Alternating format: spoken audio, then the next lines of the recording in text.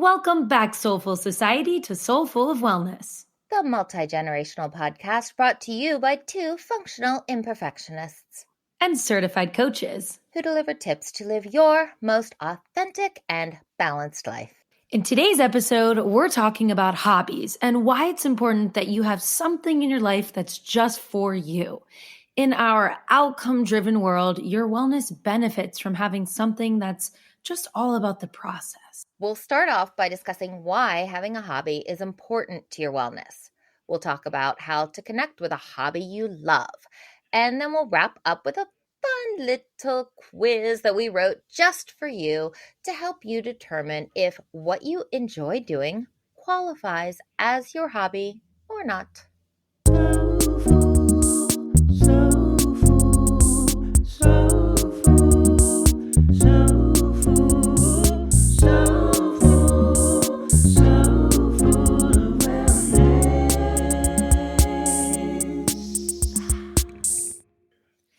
As we were thinking about the year coming to a close soon, which I still can't wrap my head around the fact that Thanksgiving is next week, we realized we don't know if we've done a little check-in with you lately. So we're going to start off with a little visualization. In your head, name all the parts of your wellness wheel. And for new listeners, hello, welcome. A wellness wheel is just a model that represents the various parts of your life that play into you feeling balanced and happy and well. After you've thought about what's on your wellness wheel, we want to ask you, did your wheel include joy? Joy is its own part of most wellness wheel models.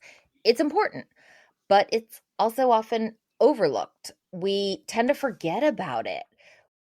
We tend to associate joy with happenstance, but in reality, the reason why we're bringing up joy, and it is a real part of your wheel, is because the definition of a hobby is doing something for your leisure, something that you enjoy.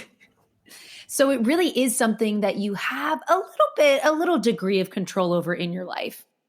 Today in this episode, we're hoping through this discussion that you'll get more clarity about what it is that brings you joy, what activities cause you to have enjoyment in the process of it. Mm-hmm. As you mentioned, Kaylin, our worlds are so product driven. We're so about the outcome.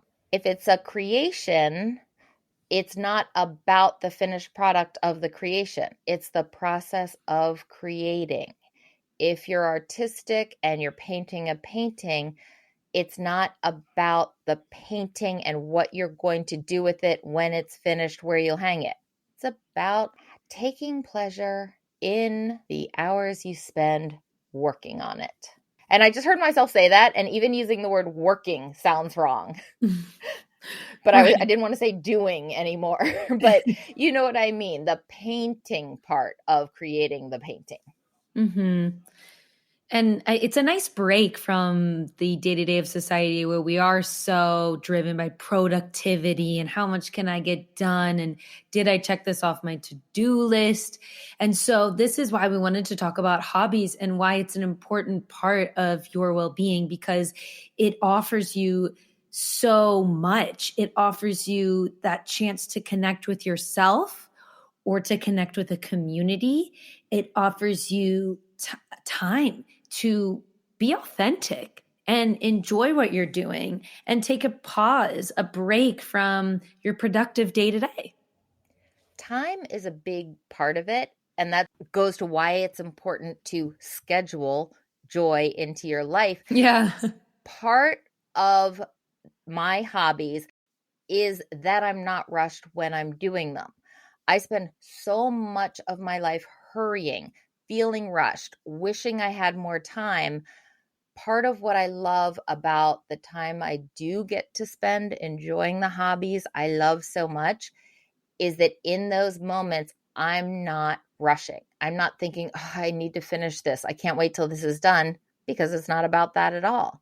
It's loving the doing time. Mm-hmm. Definitely being in the moment of creation or whatever you're doing. And I also want to shed some light on the idea of joy and enjoyment, I think about elation and, happiness and vibration, but there's more to it than that. You could even feel simply relaxed while you're doing or engaging in a hobby, or a sense of serenity or peace, or maybe your brain is just turned off. Maybe you're not super happy or excited, but maybe you have a moment of inner peace while you're practicing your hobby.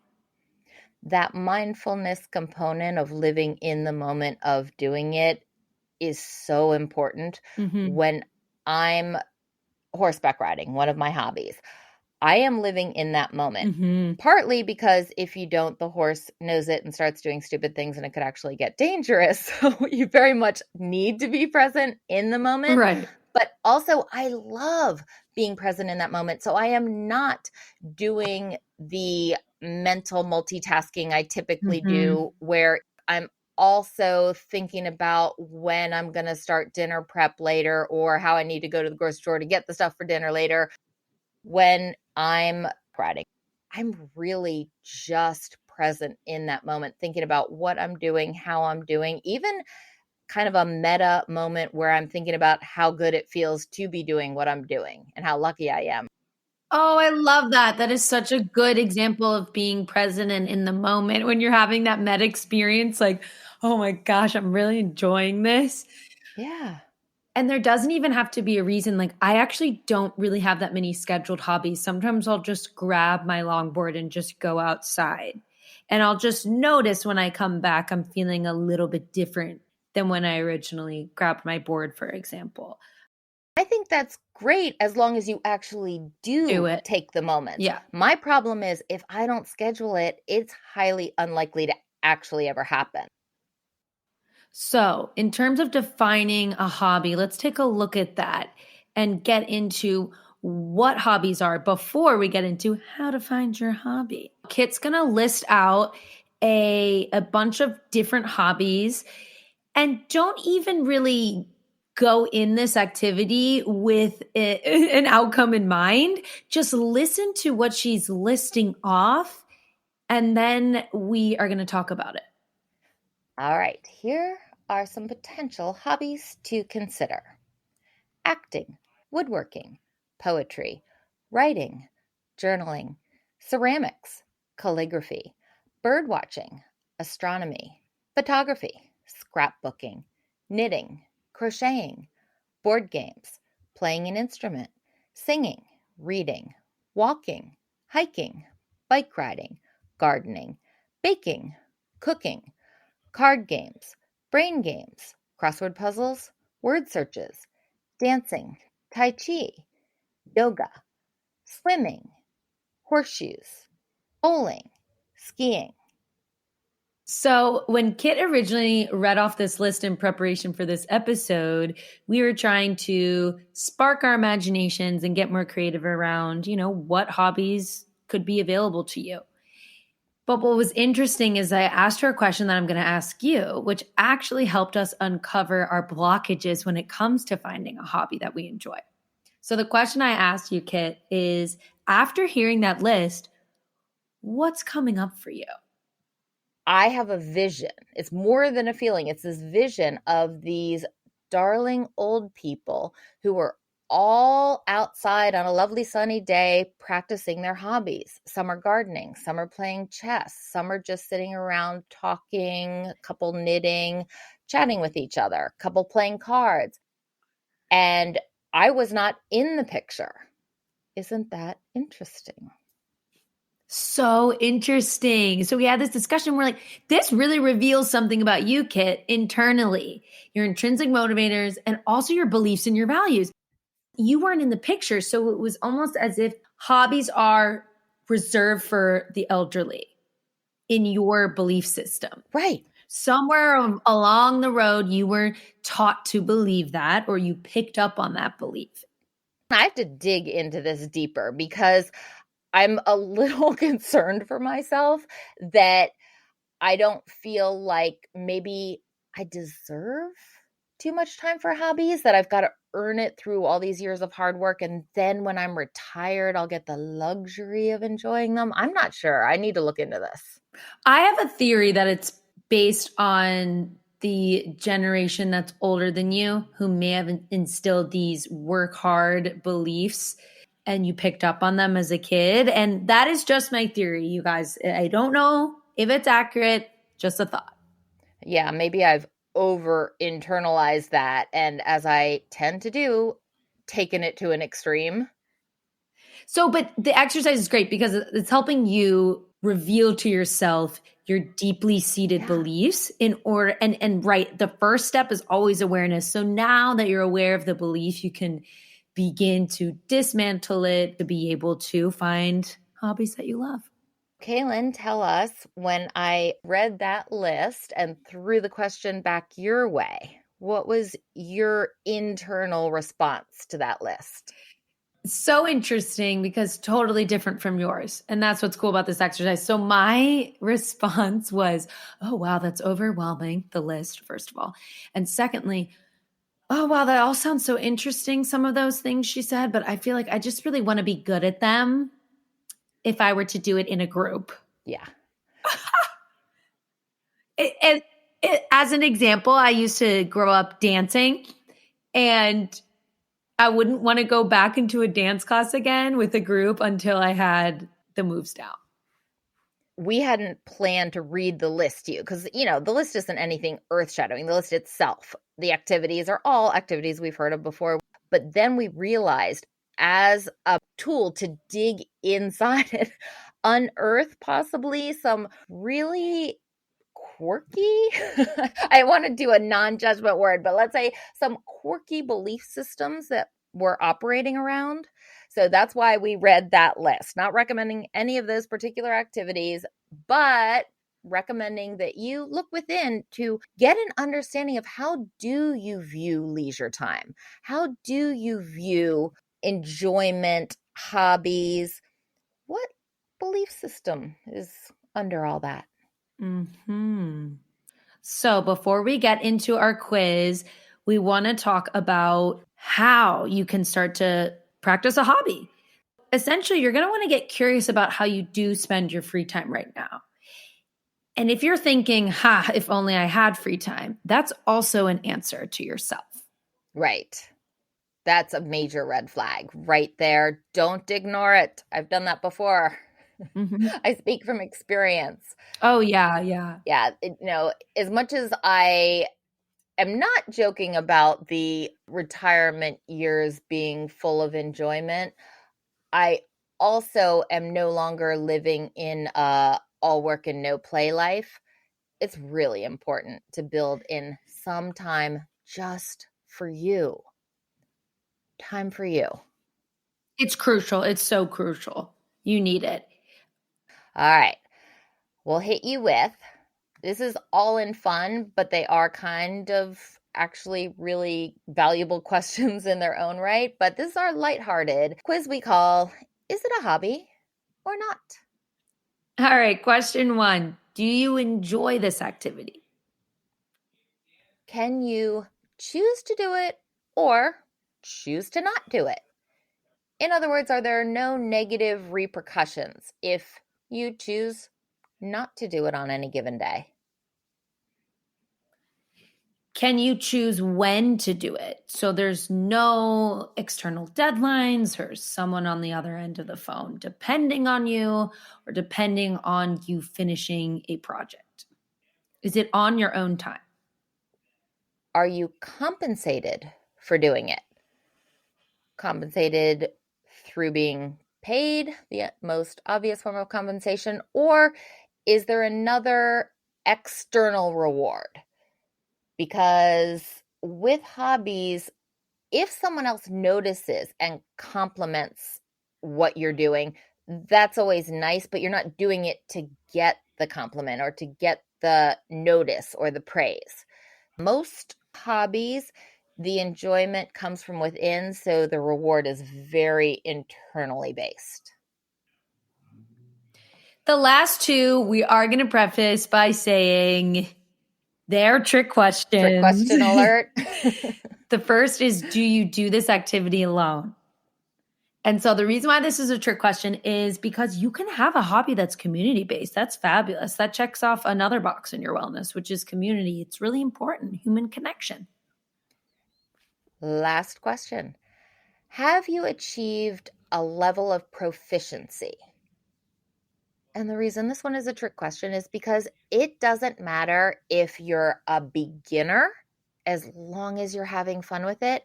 It doesn't matter if you're not a beginner, but you still haven't achieved any level of proficiency. In other words, you're still not very good at it. That's okay, as long as it's fun for you. Improvement is not a criteria. Definitely not. Progress over perfection, consistency over perfection, and balance over perfection. We love it. Yeah. I actually admire people who can not make any noticeable progress but still enjoy it, Yeah. or not hit their targets or preconceived notions of where they should be after a certain amount of time or practice and still enjoy it. I am working on that, but if I don't hit the landmarks in my mind of where I should reasonably be, I get so frustrated that I lose the enjoyment of something that I was enjoying before I Mm-hmm. imposed these progress checkpoints on myself. Mm-hmm. And I really think these types of activities that you're trying out is a really good confidence builder in your ability to create or do just for the sake of doing and not measuring up to anything or judging yourself for the final product. We spend so much of our lives doing for others because we want to, or because we're paid to, or because we feel like we're supposed to, whatever reason. We need to value ourselves. We are important. I am important. You are important. You deserve to do fun things. Period goes there, not Full anything stop. else. Absolutely. Yeah. You know what's a really funny joy sparking activity that I realized is one of my hobbies? I think we can categorize that as a hobby after taking that quiz. You guys, I will go to the park and watch dogs play because it brings me so much joy. Remember when I sent you the meme of the girl lying on the ground and there's a Yes, that's dog sitting on me. her chest? And when you first look at it, you think it's her dog sitting on her chest. And then you realize it's attached to a leash and there's a man standing there holding the leash. And it said something under it about you when you see other people's dogs. And I sent it to Caitlin because I'm like, here you are. We should act this one out in real life. Sometimes I feel creepy, but I just stand there with a smile and hope either no one's paying attention to me or they understand that dogs bring me endless No, it joy. works because the dogs obviously love you because they feel the vibe of genuine affection and Thank you reciprocate so it. So the much. dogs are happy, but then the people are happy too because I love when people think my dogs are cute. I love when people interact with my dogs, when they compliment my dogs. I take it all personally, like I have something to Like, do with it. Like I get credit for it. I'm like, oh, thank you. no, kid, like Harriet and I will sometimes sit on a bench and just not even interact with them. We'll just watch and just enjoy. Mm-hmm. Like the other day, I just stood in the park and watched them Yeah. and just admired them. So, really, a hobby can be as weird as that or as straightforward as painting. It really can be anything that you enjoy that brings you peace and relaxation. Yeah. I mean, the quiz really works. Yes, we meant it very tongue in cheek, but we started the questions when we were trying to settle for ourselves what is a hobby? What makes a hobby? I mean, there's tremendous overlap between hobbies and self care Mm-hmm. to the point where I was trying to get some clarity on if you made a Venn diagram, where's the overlap and where's just self care and where's hobbies. And basically, the best I can determine is it's pretty much total overlap. It's just semantics. What do you want to label that circle? It's things that Mm-hmm. bring you joy.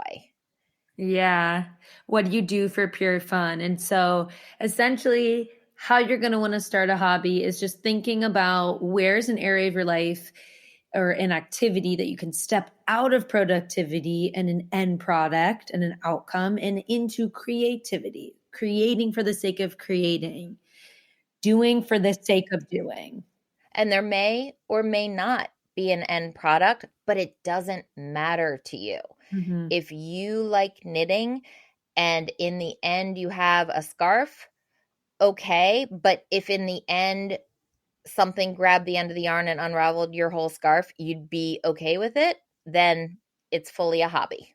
I had my functional medicine practitioner actually offer up. She said, you need more stress reduction. And so she said, I want you to paint. And so it was definitely motivating just knowing, all right, someone told me to paint. So I had a canvas just lying around for a while and never got into it because I wasn't feeling inspired. I didn't know what to paint. And I don't need more of my paintings in my apartment. I can't fit them. Mm-hmm. But in this case, I thought, okay, well, this is my, to do from my doctor. So I honestly really enjoyed the process because there was such a lack of pressure. And I'm even thinking maybe I sell it, maybe I gift it to someone, but it wasn't really about the final product ever. It was about spending that time alone and just going for it. Weren't there great masters before they were great masters and they didn't have money that they would just paint something and then paint a blank canvas on top, so there were actually layers of paintings? Wow. I feel like I remember learning about that at some point. I mean, that truly is a hobby. Now, granted, they were probably trying to improve, so their goal was actually to see growth and improvement. But if you were to do something like that, just paint it white in the end, you have a clean palette and you layer your painting right on. When you were describing your doctor basically prescribing for you to spend more time doing hobbies, it reminded me of our conversation with Sensei Victoria when she gave us permission. Sometimes it just really helps to have this other person grant you permission, even if they have no place granting you permission, and even if why you would need permission from this person, that's all irrelevant. It just to have someone say to you, you have permission to go out and have fun. Sometimes that just helps. Yeah. Soulful of Wellness grants you permission. In fact, we're prescribing, go spend more time on your hobby. Oh my gosh, we're finishing recording at 333, which is an angel number. So beautiful. That is your sign to get out today, to get curious about what hobby interests you and what you can do for just yourself this week. Have more joy in your week. Have more joy in your life. If you haven't already, don't forget to hit that plus sign so that you can follow us and not miss a week of wellness goodness. And please pass this podcast along to your friend who you think may be in need of some wellness goodness. Thank you for joining us again today. Peace, love, and light. Thank you for listening. Till next week, peace, love, and light. The Soulful of Wellness hosts are certified health and wellness coaches. This podcast is intended to inform and entertain listeners on their wellness journey. This podcast is meant to enhance, not replace, listeners' care from doctors, therapists, or other medical providers. So